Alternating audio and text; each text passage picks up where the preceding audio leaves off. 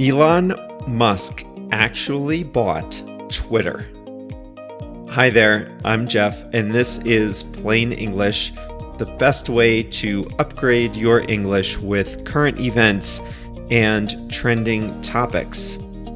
This is lesson 520, so you can find the full lesson at plainenglish.com/520. JR is the mastermind behind all that. He makes sure that you get all your lesson content on the website every Monday and Thursday. The bird is freed. He tweeted shortly after firing the CEO and other top executives. Elon Musk is the sole owner of Twitter, having completed one of the biggest private takeovers of a public company. This is a company he said he didn't want just weeks ago. Today's lesson is about how all that happened.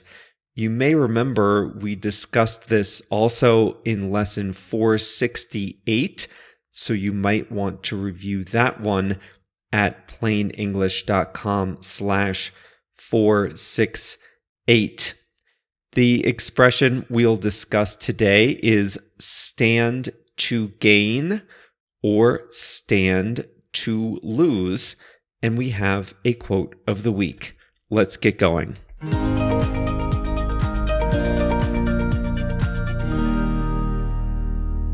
Twitter is a private company again.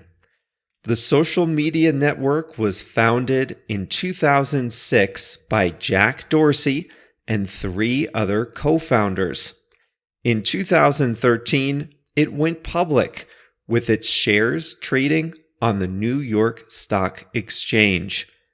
But even during the golden age of social media, it didn't take off like rival Facebook. Twitter is popular among politicians, journalists, and celebrities, but its product stagnated while other social networks innovated, and the company never found a winning formula to convert its popularity and influence into profits. Elon Musk is one of Twitter's most prolific users. He has over 100 million followers. Only Justin Bieber and Barack Obama have more. But Musk has also been a major critic of Twitter, the company, even as he was one of its power users, and even as he clearly loved the product. And then he inserted himself into the company in a big way.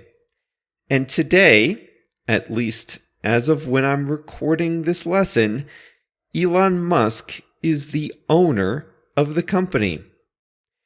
Here is how it happened. In April, Elon Musk disclosed that he, as an individual, had been buying up shares of Twitter, a public company. Little by little, he had accumulated almost 10% of the company. As a big shareholder, he was offered a seat on Twitter's board of directors. He accepted the offer. As a board member, he could help influence the direction of the company. Just days later, however, he changed his mind, saying he didn't want to influence Twitter at all. He then changed his mind yet again and decided to buy the whole rest of the company. He offered $54.20 per share. Take it or leave it. Musk claimed that Twitter was broken, had a lot of spam bots, tons of problems, and that he, Elon Musk, could fix it and make it worth a lot more in the future. Ordinarily, there would be a lot of financial modeling, advisors, consultants, bankers, spreadsheets, math, and hard-nosed negotiation involved in such an offer. In Musk's case, he appeared to have settled on the price on a whim. 3 of the 4 digits in his offer price of $54.20 per share, 3 of the 4 digits of that number are a marijuana joke. Musk waived due diligence, meaning he committed himself to the purchase without doing any kind of detailed analysis, without receiving any confidential information, without even, talking to management. This was highly strange. He agreed to put up some of the money, and incredibly, he convinced several large banks to lend him the rest. The total bill was $44 billion, a lot even for the world's richest man. Twitter, at the time, was worth a lot less than $44 billion. Its existing shareholders stood to make a lot of money from the sale. Twitter's management and the board had some serious reservations about Elon Musk, but the number was too good to pass up. They signed the deal. Then, shortly after Musk's purchase agreement was signed, the stock market went down, and Musk's offer, instead of looking merely very high, now appeared extremely high, like foolishly, unreasonably high.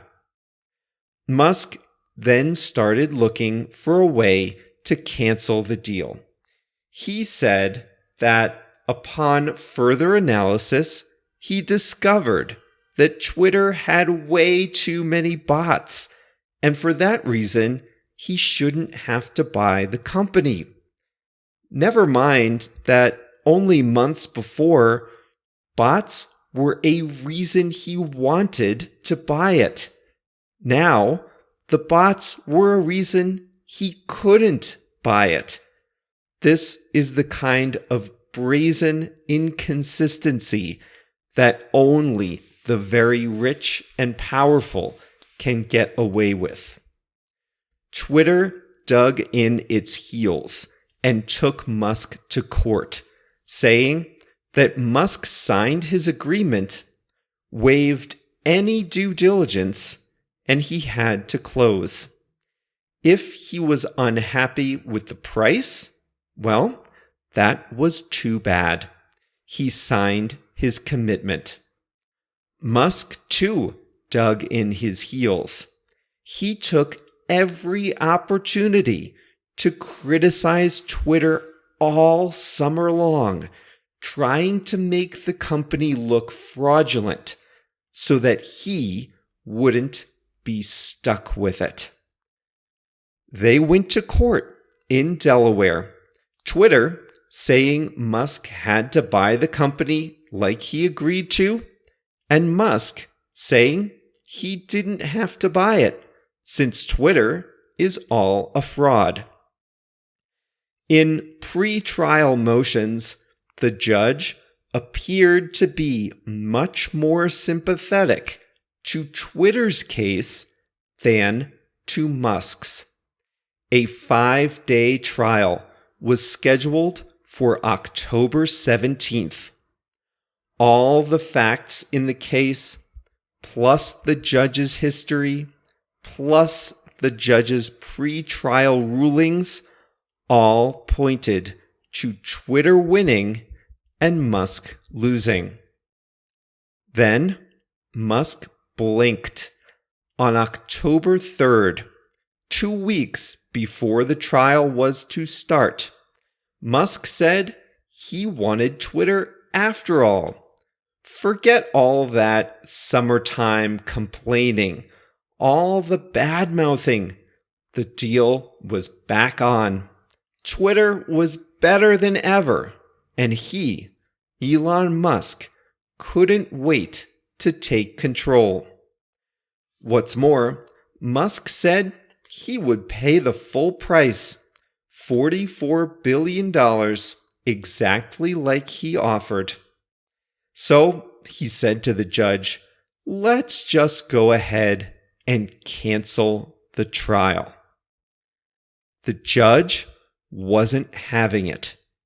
The judge said, "Fine, I'll delay the October 17th trial." But, the judge said, Musk had only until October 28th at 5 o'clock p.m. Eastern Time to close on the deal. If there were any more tricks, any more games, any more gimmicks, any more excuses, then the trial would be scheduled. The judge showed herself to be someone who does not fool around. Her deadline and her demands were real. They were the realest thing in this whole unreal story. Everyone understood that if Musk didn't close by 5:01 on October 28th, then she would be steaming mad and she would schedule that trial. Musk set the wheels in motion. Still, there was a chance, however small, that something would go wrong. The deal depended on Musk's lenders actually lending him their part of the purchase price. There was some brief drama as people speculated whether the lenders would back out of their commitments, but their commitments were pretty tight. In the end, Musk closed the deal on Thursday, October 27th. This part, at least, was uncharacteristically drama-free. He officially requested the funds from the banks. The banks sent their part of the money. He sent his part. Twitter stock stopped trading. He took control on Thursday afternoon, a leisurely 24 hours before the court-imposed deadline. He fired the top 3 executives in the first few hours, something that was entirely expected. Then, days later, he tried to deny them their contractual severance agreements, something that was not expected but perhaps should have been. Rank and file Twitter employees didn't appear happy. Musk had, after all, threatened to fire 75% of the company, though in the end, he only actually fired about 50% of them. Regulators in the European Union clarified that Twitter would have to follow EU laws on content moderation. Advertisers, too, were worried about what a Musk-led Twitter might look like. Musk has famously said that Twitter should be as open as possible, meaning that it should have less content moderation. But advertisers, and advertisers pay the bills, they like content moderation. No brand wants their ads posted alongside inflammatory, controversial, racist, violent, or sexual content. Musk, speaking almost like a responsible executive, said that he wouldn't let Twitter become a free-for-all hellscape. His words.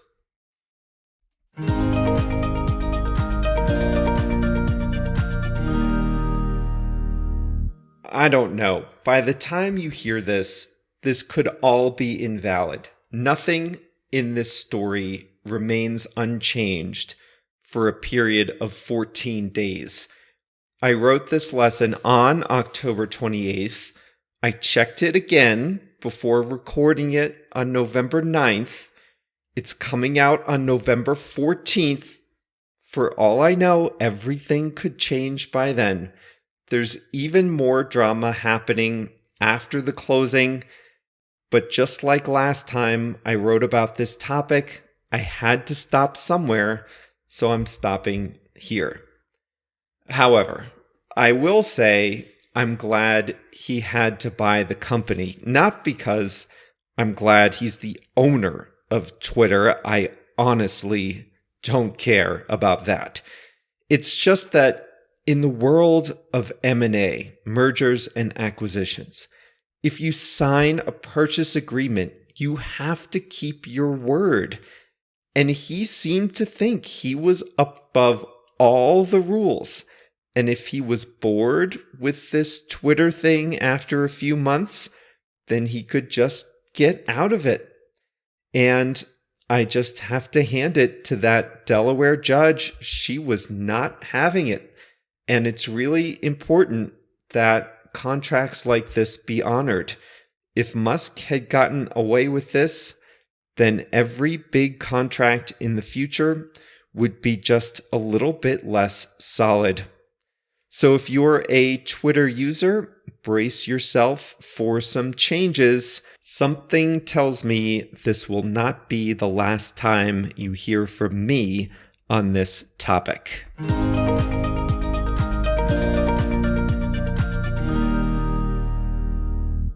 Today's English expression is stand to, and you had to be listening carefully earlier to hear it because this is an easy one to miss. In April, Twitter's stock price was about $40 per share. And then Elon Musk offered to pay $54.20 per share.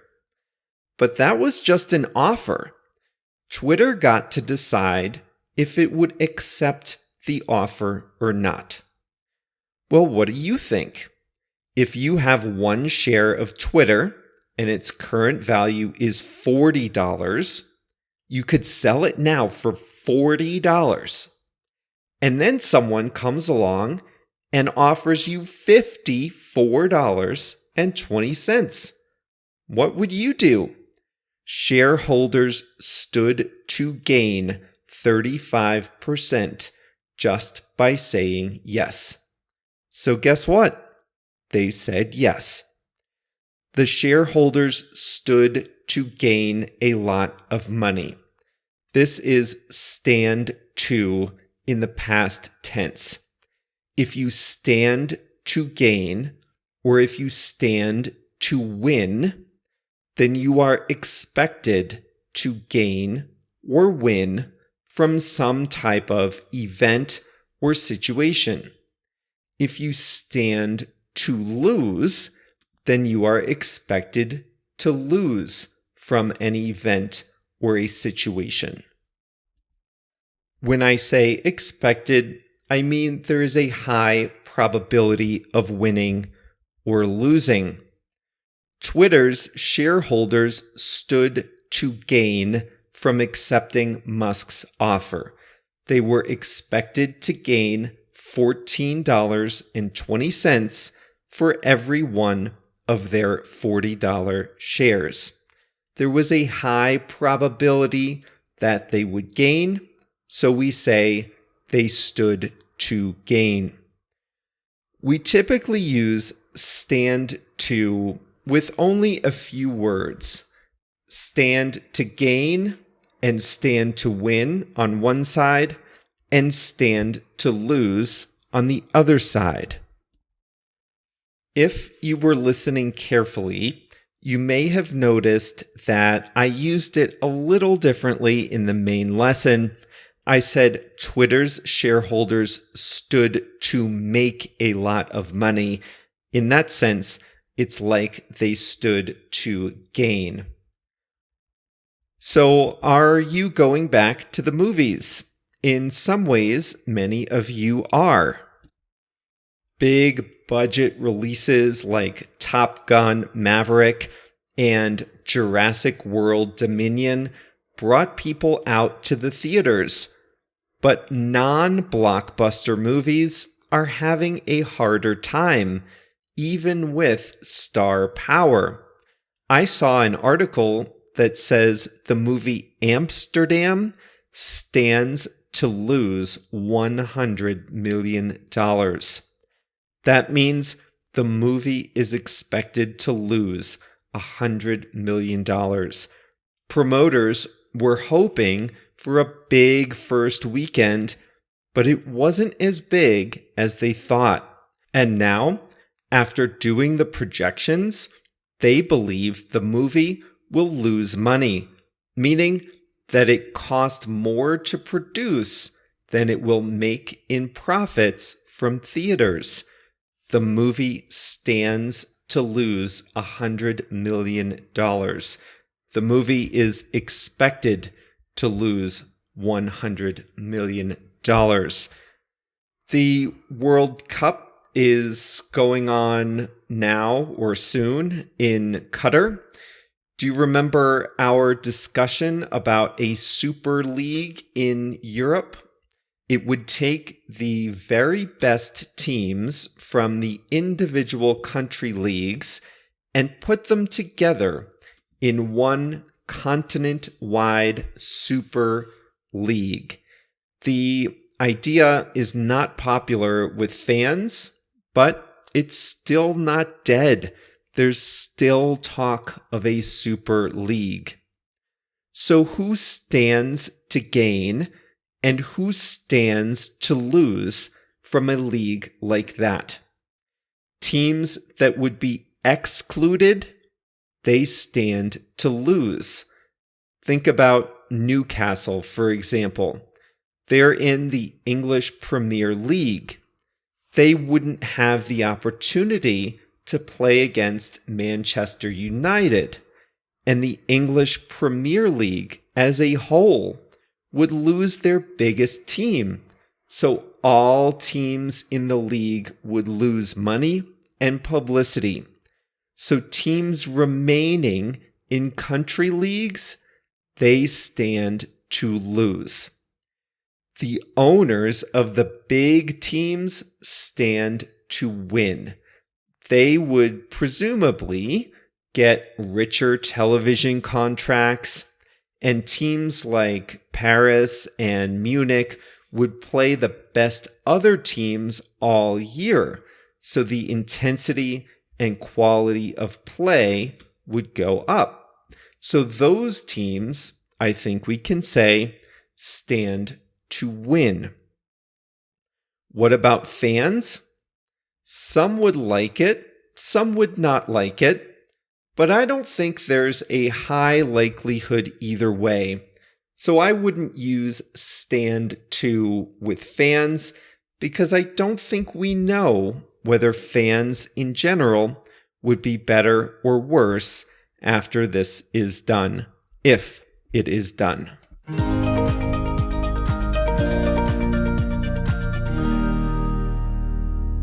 It's time for our quote of the week. Here's one from John Keats, an English poet. He lived from 1795 to just 1821. He died at age 25 of tuberculosis, but still, he is one of the English language's most admired poets. So here is a quote. I was never afraid of failure, for I would sooner fail than not be among the greatest. I would sooner fail means I would rather fail than not be among the greatest. So here's that quote from John Keats, a famous poet, and he was one of the greatest. He said, "I was never afraid of failure, for I would sooner fail than not be among the greatest." Well, on Thursday, we'll get ready for the World Cup. Since I know nothing about soccer, we'll focus more on the tournament itself and less on the gameplay. Next week, we'll touch on the election outcome in Brazil. And one of these days, we'll talk about how some of the world's biggest banks stand to lose hundreds of millions of dollars just for lending money to the world's richest man, Elon Musk. But that's for another day. In the meantime, check out this full lesson at plainenglish.com/520 and check back here on Thursday. See you then.